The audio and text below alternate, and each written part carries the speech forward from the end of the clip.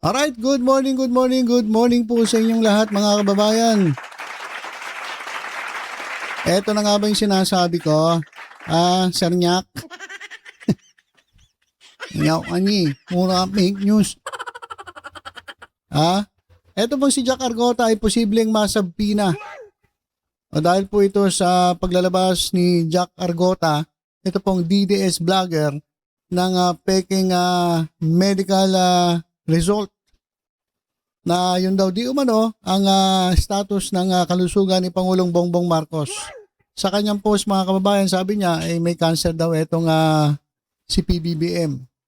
At yung post niya binura agad, binura, sabi niya yun daw ay binura ng Facebook, kalokohan mo, style mo, bulok. Binura mo kasi alam mo meron kang kalalagyan. Alam mo meron kang may kulong ka at may kaso nung sa ginawa mo kaya binura mo. Ito, napakasinungaling na ito eh. Ito yung PWD na ubod ng sinungaling. Sa pagmumukha pa lang, hindi mo na mukhang pagkakatiwalaan eh. Kaya sabi tuloy ng ilang mga influencer. Kaya daw ito ginawang ngongo ng Diyos. Hindi ako nagsabi niyan Hindi ako nagsabi niyan. Kino-quote ko lang yung sabi ng isang influencer.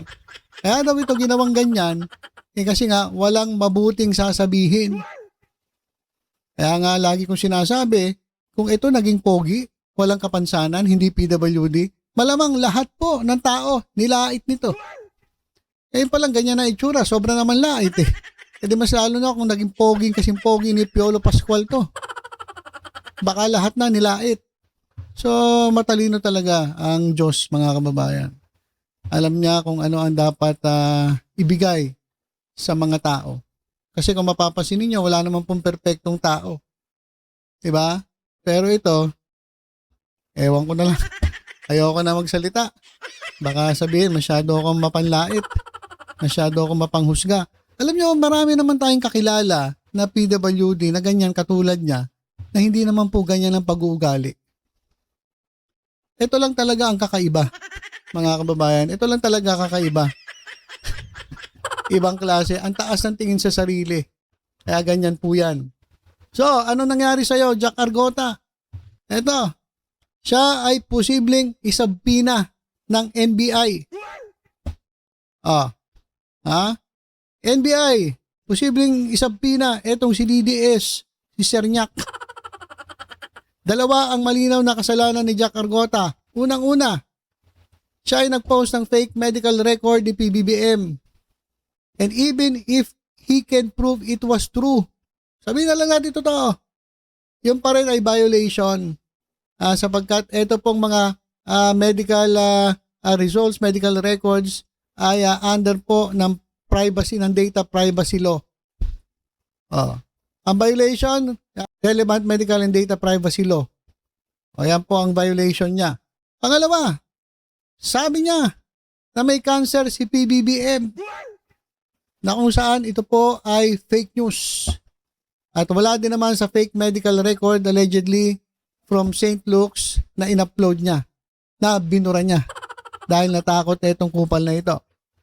So tinitingnan na ng NBI lahat ng anggulo. Ano-ano ang anggulo nun? Cyber libel, false news, under revised penal code, data privacy, etc., etc., etc. So ang dami. Ang dami pong kasong kaharapin nito ni Jack Argota. Kahit dinilit ni Jack Argota yung post, preserve na or kaya nga i-retrieve ng NBI ang evidence.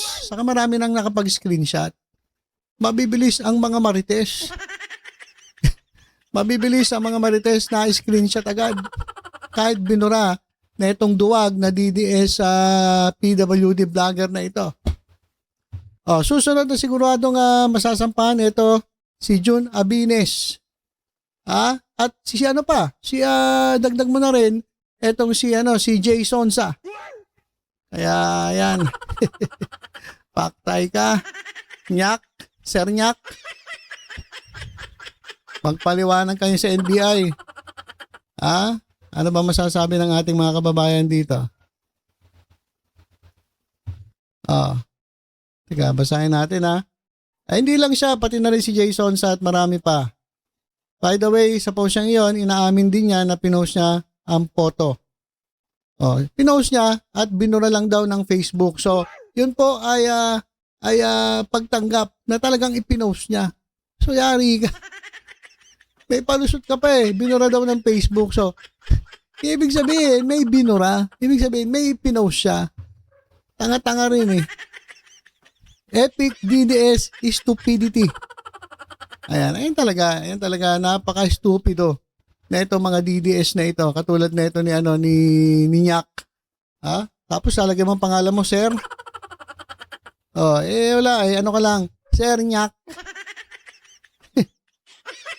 Puro kasi fake news. So ayan mga kababayan, yung isa sa balita natin at ito mga kababayan. Nako Ito po So sino-sino ba to? Nag-meeting po Ito mga DDS. Meron anong ginagawa ninyo? Meron kayo minimekus-mekus Meron tong mga minimekus-mekus itong mga DDS na ito. Sino-sino ba kasama dyan sa isang litrato na kumalat sa social media? Kinalat to ni Kong Miao Miao Ewan ko kung secret meeting to. Pero lahat kasi mga kababayan lahat ipinopost ni Kiko Barsaga. Yung kanilang mga picture, hilig kasi mag-post nito So yan tuloy, kumalat ang picture ninyo na malamang meron kayong minimekus-mekus. Meron ka naman kayong binabalak. Ano na naman kaya ang balak ninyo? Wala naman kayong balak na mabuti sa bansa. Ang balak ninyo, puro kaguluhan Sa isang litrato na kumakalat sa social media, makikitang nagkasama sa isang pagtitipon sa Fairmont Hotel sa Makati City, sina Davao City Mayor Baste Duterte, ayan si Cavite 4th District Congressman Kiko Barsaga, ayan, si Kong Miao Miao, at si Acting Mayor Atras, Kidapawan City Mayor Jose Paulo Evangelista, ito ata yun, ayan, tingnan niyo yung mouse ko, at Reyna Mercedes Isabela Vice Mayor Attorney Harold Respicio. Ito. Reyna. Ito si Reyna. Sino ba si Reyna rito? Tapos si Vice Mayor Attorney Harold Respicio. Baliw din ata ito Kung magsalita ito, laging hyper Ewan ko, lakas tama ito Ewan ko kung anong na ito, tinitira nito. Baka nasosobrahan din sa kokto Hyper lagi ito mga kababayan. Hindi nyo napansin, hyper lagi. Ang laki-laki ng mata, parang laging lakas tama. So meron silang meeting, ano na naman kaya ang inyong pinagmimitingan. Sabi nga dito, sanib puwersa na. Ang mga DDS, kaya pala maingay si pusa o si Kong Miao Miao. So nagladlad na itong si Kong Miao Miao. Na lahat ng ginagawa niya malamang may basbas ng boss niya. Ayan Ano ang inyong minimekus-mekus? Meron to. May binabalak na naman itong mga didilis na ito At ito nga kitang-kita naman natin dito sa litratong ito. Etong si Super DM Makata ng Bayan. Sigurado ka makata ka ng bayan. Makata ka lang sa dyan sa Gedli. Pakikalat ang mensahe. Ang hindi pupunta sa EDSA walang pag-ibig sa inang bayan. Inang yan. Mga style mo bulok Kapag hindi na pumunta sa EDSA walang pag-ibig sa inang bayan, tanga ka. Ikaw ang walang pag-ibig sa bayan dahil puro gulo ang nasa isip ninyo. Tanga rin tong Makata na to Sino ba to? Super DM na ito. Kayo ang walang pagmamahal sa bayan. Dahil puro panggugulo ang ginagawa ninyo. Imbis na tumulong kayo sa gobyerno, puro panggugulo, puro pambibuisit ang ginagawa ninyo. Puro panawagan na pabagsakin ang gobyerno, puro panawagan na pababain si BBM sa pwesto. Ba't hindi kayo makapaghintay? Mga siraulo kayo, ba't hindi kayo makapaghintay? Malapit na ang 2028, hintayin ninyo, tapos tumakbo kayo. Dumaan tayo sa legal na proseso, mag-iboto kayo ng taong bayan. Hindi yung anak ng teteng. Mananawagan kayo ng revolusyon, sedisyon, Kaya kayo nakakasuhan ng inciting to sedition eh. Kung ano-ano naiisip ninyo eh. Sino-sino yung mga yan? Si Leandro Leviste, si Kiko Barsaga, si Mike Defensor, ito si Sabit, ito yung Makata daw, Super DF. Tapos ito si Respicio, ito ba, pare-pareho sila yung mga kababayan, mukhang may mga tama. Nagsama-sama yung may mga tama. Si Rowena Guanzon at itong isa pa. Ito na mga ano na to, kernel ata to, na nagagalit kasi hindi siya na-promote bilang general. Paano ka mapopromote na general? Naniniwala ka sa alien. Sabi niya, nagtuturo siya sa mga estudyante niya, lulusubin daw tayo ng alien. Nagulat ngayon yung mga estudyante niya. Kala nila,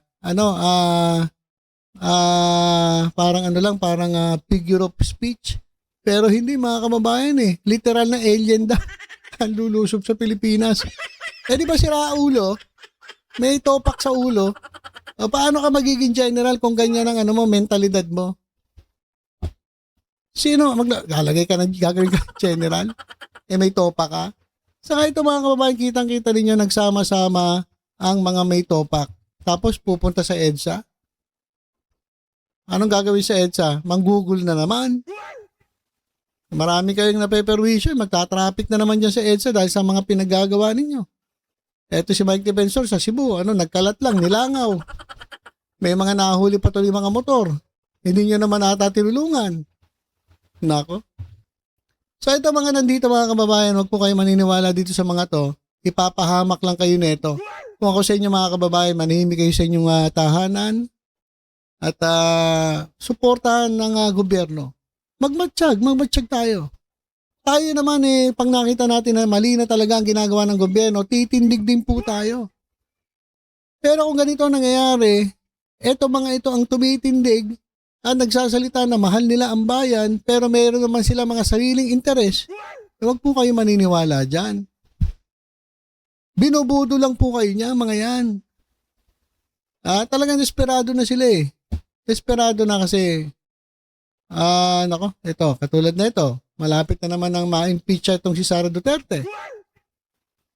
So, gagawa talaga sila ng paraan para mapatalsik ang Pangulo na hindi nila kaya nga magawa. Tuwa nga sila na nagkasakit ang Pangulo eh. Kala nila, malala na.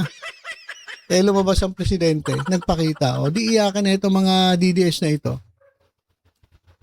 So, yan mga kababayan. Pag nagyaya itong mga to, yaan nyo sila ron. Yaan nyo silang langawin doon. Walang mangyayari. Hindi po magtatagumpayan. Alam nyo kung bakit? Kasi po, ang tunay po na people power ay spontaneous. Tao po ang nagpunta. Hindi po kinakailangang manawagan. Tao po, may sarili po tayong pag-iisip. Pag nakita natin na talaga maling-mali ang gobyerno, na dapat palitan ang gobyerno, pupunta po tayo sa EDSA. O kahit saang lugar para maipakita natin ang ating mga boses, marinig nila ang ating boses. Pero kung dito tayo makikinig sa mga kupal na ito, na puro pansariling kapakanan ang iniisip, wag na, mga kababayan, wag na. Hindi po sila para sa taong bayan. Sila po ay para lang sa sarili nilang kapakanan. Kaya wag po kayo magpapabudol kahit anong yaya nila. Kaya itong mga meeting na to, nako, wag po kayo magpapabudol dito. Alright, so yun lang po muna mga kababayan. Abang-abang tayo sa ilang pa mga updates na nangyayari dito sa ating bansa. Basta tutok-tutok lang po dito sa Batang Maynila Toits. Ingat po tayong lahat. God bless po.